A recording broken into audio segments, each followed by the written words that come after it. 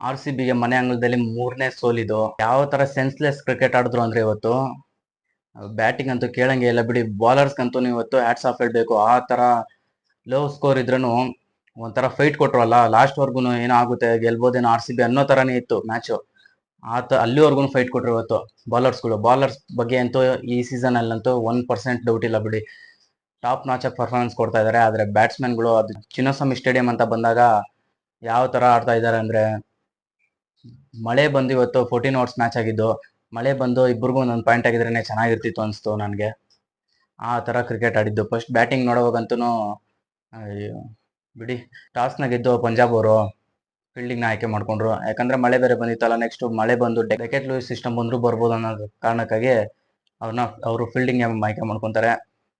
Pitch easy ಇರ್ಲಿಲ್ಲ score ಮಾಡಕ್ಕೆ, ಆದ್ರೆ ನಿಂತ್ಕೊಂಡು ಆಡ್ಬೇಕಲ್ಲ ಯಾರನ್ನ ಒಬ್ರು ಆ ತರ ಇನಿಷಿಯೇಟಿವ್ ತಗೊಂಡಿಲ್ಲ ಒಬ್ರು.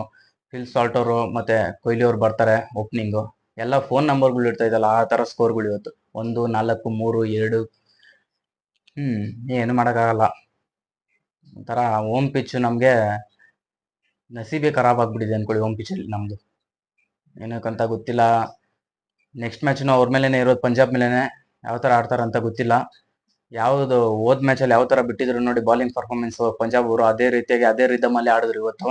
ಮಾಡಿದವ್ರಿಗೆಲ್ಲ ವಿಕೆಟ್ ಇವತ್ತು. ಬೌಲಿಂಗ್ ಮಾಡಿದವ್ರಿಗೆಲ್ಲ ಯಾನ್ಸನ್ಗೆ 2 ವಿಕೆಟ್, ಚಹಲ್ಗೆ 2 ವಿಕೆಟ್, ಬ್ರಾರ್ಗೆ 2 ವಿಕೆಟ್, ಆಮೇಲೆ ಒಟ್ಟಂಗ್ ಮಾಡಿದವ್ರಿಗೆಲ್ಲ 2 ವಿಕೆಟ್. ಬಾಟ್ಲೆಟ್ ಅವ್ರಿಗೆ 1 ವಿಕೆಟ್ ಅಷ್ಟೇ.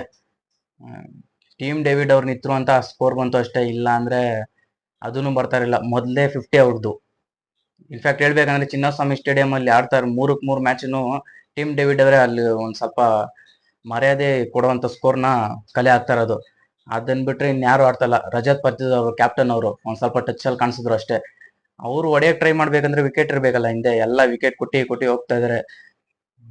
ಲಿವಿಂಗ್ಸ್ಟನ್ ಅವ್ರನ್ನಂತೂ ನೆಕ್ಸ್ಟ್ ಮ್ಯಾಚ್ ಅಲ್ಲಿ ಚೇಂಜ್ ಮಾಡ್ಲೇಬೇಕು ಅಂತ ಹೇಳ್ತೀನಿ. ಅದ್ರ ಬದಲಾಗಿ ಬಾಲಿಂಗ್ ಕೊಡಲ್ಲ, ಏನಕ್ಕೆ ಬೇಕು ಲಿವಿಂಗ್ಸ್ಟನ್ ಆಲ್ರೌಂಡರ್ ಆಗಿ. ಅದ್ರ ಬದಲು ಯಾರು ಚಕಪ್ ಬತ್ತಲ್ ಅವ್ರನ್ನೇ ಆಡಿಸ್ಬೇಕು. ಇನ್ನ ಎಷ್ಟು 95 ಟಾರ್ಗೆಟ್ 14 ಓವರ್ಸ್ ಅಲ್ಲಿ, ಅದೊಂದು ಟಾರ್ಗೆಟ್ ಹೋಗ್ಲಿ. ಅದು ಟೀಮ್ ಡೇವಿಡ್ ಅವ್ರು ಆಡಿದ್ರು ಅಂತ ಅಷ್ಟು ಸ್ಕೋರ್ ಬಂತು. ಇಲ್ಲ ಅಂದಿದ್ರೆ ಅದು ಹೋಗಿರೋದು. ಅದಾದ್ಮೇಲೆ ಬ್ಯಾಟಿಂಗ್ ಮಾಡೋಕೆ ಅಂತ ಬರ್ತಾರೆ ಪಂಜಾಬ್ ಕಿಂಗ್ಸ್ ಅವರು. ಇವತ್ತು ನಮ್ ಕಡೆ ಟೀಮ್ ಡೇವಿಡ್ ಅವರು ಯಾವ ತರ ಆಡಿದ್ರು, ಪಂಜಾಬ್ ಕಡೆ ಆಡಿದ್ ಇವತ್ತು ಯಾರು ವದೇರಾ ಅವರು. ಇನ್ಫ್ಯಾಕ್ಟ್ ಹೇಳ್ಬೇಕಂದ್ರೆ ಸುರೇಶ್ ಶರ್ಮಾ ಅವ್ರ ಬಾಲಿಂಗ್ ಅಲ್ಲಿ ಸ್ವಲ್ಪ ತಡ್ಕಾಡ್ತಾರೆ 3-4 ಬಾಲ್, ಆಮೇಲೆ ಚಾರ್ಜ್ ತಗೊಂತಾರೆ ಒಂದೇ ಸತಿಗೆನೆ. ಟೀಮ್ ಡೇವಿಡ್ ಅವ್ರು ನಮ್ ಕಡೆ ನಿಂತ್ರು ಇವತ್ತು, ಪಂಜಾಬ್ ಕಿಂಗ್ಸ್ ಕಡೆ ಅವ್ರು ನಿಂತ್ರು ವದೇರಾ ಅವರು. ಇಲ್ಲ ಅಂದಿದ್ರೆ ಏನಾಗಿರೋದು ಗೊತ್ತಿಲ್ಲ ಮ್ಯಾಚು. ನಮ್ ಕಡೆ ಬಂದ್ಬಿಟ್ಟಿರೋದೇನೋ. ಇನ್ಫ್ಯಾಕ್ಟ್ ಸ್ಲೋ ಆಗೇ ಇತ್ತು ಪಿಚ್ಚು. ಹೇಳ್ಬೋದು ಬ್ಯಾಟರ್ಸ್ ಅಷ್ಟೊಂದು ಈಸಿ ಇರ್ಲಿಲ್ಲ ಸ್ಕೋರ್ ಮಾಡಕ್ಕೆ ಅಂತ. ನಿಂತ್ಕೊಂಡಾಡೋ ಇಂಟೆನ್ಷನ್ ಇರ್ಲಿಲ್ಲ ನಮ್ಮ ಆರ್ ಸಿ ಬಿ ಕಡೆ ಇವತ್ತು ಯಾರಿಗೂ. ಏನ್ 14 ಓವರ್ ಮ್ಯಾಚ್ ಚಚ್ಚಿ ಬಿಸಾಕ್ಬಿಡೋಣ ಅಂತ ಎಲ್ಲ ಬಂದವರೆಲ್ಲ ಸುತ್ತೋಕೆನೆ ನೋಡಿದ್ರು. ಬಂದವರೆಲ್ಲ ಬಂದ ಹೋದ ಅಷ್ಟೇ ಇವತ್ತಾಗಿದ್ ಕತೆ. ಅವ್ರ ಕಡೆನೂ ಅಷ್ಟೇ ಟಾಪ್ 3 ಎಲ್ಲ ಅಷ್ಟೊಂದೇನು ಇಂಪ್ಯಾಕ್ಟ್ ಮಾಡೋಕ್ಕಾಗಿಲ್ಲ. ಆದ್ರೆ ಒಂದ್ ಸ್ವಲ್ಪ ಸ್ಕೋರು ಕಮ್ಮಿ ಇತ್ತಲ್ಲ, 10-20 ಆ ತರ ಹೊಡ್ಕೊಂಡು ಹೋಗ್ತಾ ಇದ್ರು. ಅಲ್ಲಿ ಬಂದ್ರು ನೋಡಿ ವದೇರಾ ಅವರು, ಆರ್ ಸಿ ಬಿ ಅವ್ರಿಗೆ ಒದ್ದೆ ಮಾಡ್ಬಿಟ್ರು. ಲಾಸ್ಟ್ ಅಲ್ಲಿ ಸ್ಟೋಯ್ನಿಸ್ ಅವರು ಅವ್ರ ಕೆಲಸ ಮಾಡಿದ್ರು, ನೀಟಾಗಿ 6 ಹೊಡೆದು ಮ್ಯಾಚ್ ನ ಫಿನಿಶ್ ಮಾಡ್ಕೊಟ್ರು. ಬ್ಯಾಟಿಂಗ್ ಅಂತೂ ಹೇಳಂಗೆ ಇಲ್ಲ ಬಿಡಿ ಇವತ್ತು ನಮ್ದಂತೂ.